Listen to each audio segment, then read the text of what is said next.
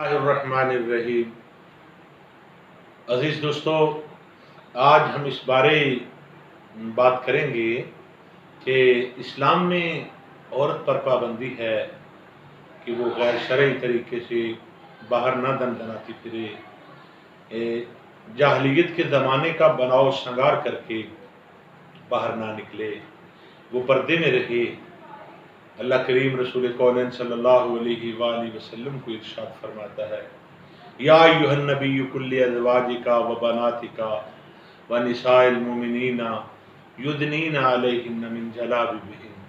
پیارے رسول صلی اللہ علیہ وسلم، اپنی بیویوں سے فرما دو، اپنی شہزادیوں بیٹیوں سے فرما دو اور مسلمانوں کی عورتوں سے فرما دو کہ جب وہ بازاروں میں نکلیں تو اپنے چہروں کو اپنی اوڑھنیوں سے ڈھانپ لیں، مخدرات بن کر نکلیں، پردہ اوڑھ کر نکلیں، شرم و حیا سے نکلیں۔ سورۃ الاحزاب میں ارشاد ہوتا ہے، وَقَرْنَ فِي بُيُوتِكُنَّ وَلَا تَبَرَّجْنَ تَبَرُّجَ الْجَاهِلِيَّةِ الْأُولَىٰ، کہ جاہلیت کے زمانے کا بناؤ شنگار نہ کرو، اپنے گھروں میں ٹھہری رہو۔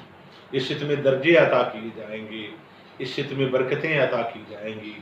لیکن آج کی مسلمان عورت نے مغربی عورت کا جو لبادہ اوڑا ہے، جو اس کی نقل اتاری ہے، الامان والحفیظ، اس گھر کو آگ لگ گئی گھر کے چراغ سے۔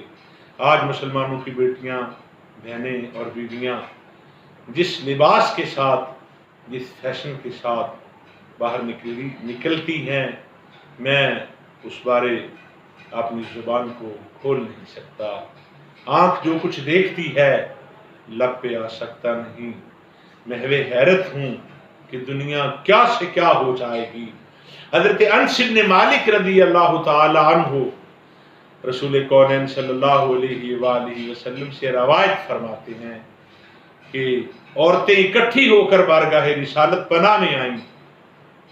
عرض کی، اللہ کے رسول، ہمیں بھی گھروں سے نکلنے کی اجازت دی جائے کہ ہم بھی مردوں کے شانہ بشانہ ہو کر جہاد میں حصہ لیں، کیونکہ مرد تو ہم سے بازی لے گئے، وہ جہاد میں شامل ہوتے ہیں اور ہم اس نعمت سے محروم رہ گئیں۔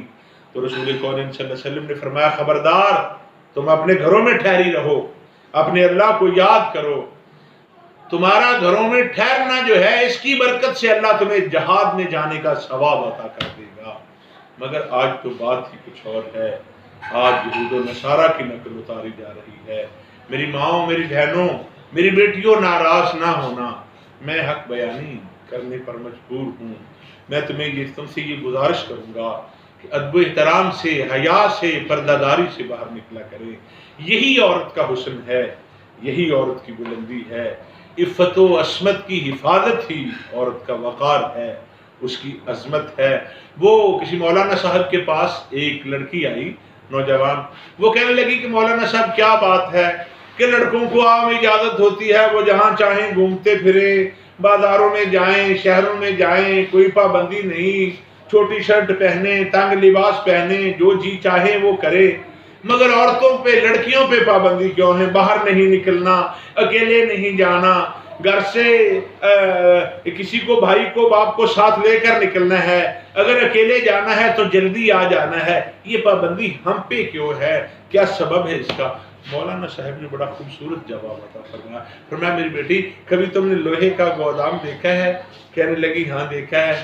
تو فرمایا، اس لوہے کے گودام میں تم نے دیکھا ہے کہ لوہے کی چیزیں ادھر ادھر پڑی ہوئی ہیں، گرمی سردی کا ان پہ کوئی اثر نہیں ہے، انہیں زنگ لگنے کا کوئی اثر نہیں ہے، برسات میں، برکھا رت میں، گرمیوں کے موسم میں، سردیوں کے موسم میں، دھند میں، وہ لوہے کی چیزیں پڑی ہوئی ہیں، زنگ بھی لگے، ادھر ادھر پڑی رہیں، کوئی پرواہ نہیں۔ ایسے ہی ہے بیٹی؟ کہنے لگی ایسے ہی ہے۔ فرمایا، کبھی تم نے سونار کی دکان بھی دیکھی ہے؟ گولڈ سمتھ کی، سونار کی دکان دیکھی ہے؟ کہنے لگی دیکھی ہے۔ فرمایا، وہاں ایک بڑی ساری تجوری ہوتی ہے، اس تجوری کے اندر ایک چھوٹی اور تجوری ہوتی ہے جس کو لاک کیا جاتا ہے۔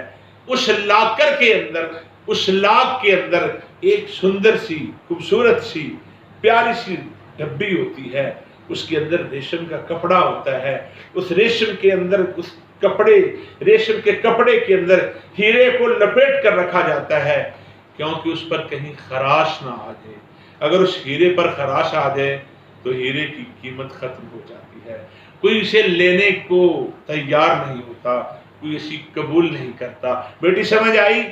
لڑکی بڑی توجہ سے سن رہی تھی، کہنے لگی مولانا سمجھ آئی۔ فرمایا میری بیٹی لوہے کا سامان جو ہے، لوہے کی چیزیں جو ہیں، ان کی مثال بیٹوں سے ہے۔ وہ جہاں جی چاہیں گھومے پھریں، جہاں جی چاہیں مزدوری کریں، کام کریں، پڑھنے کے لیے جائیں۔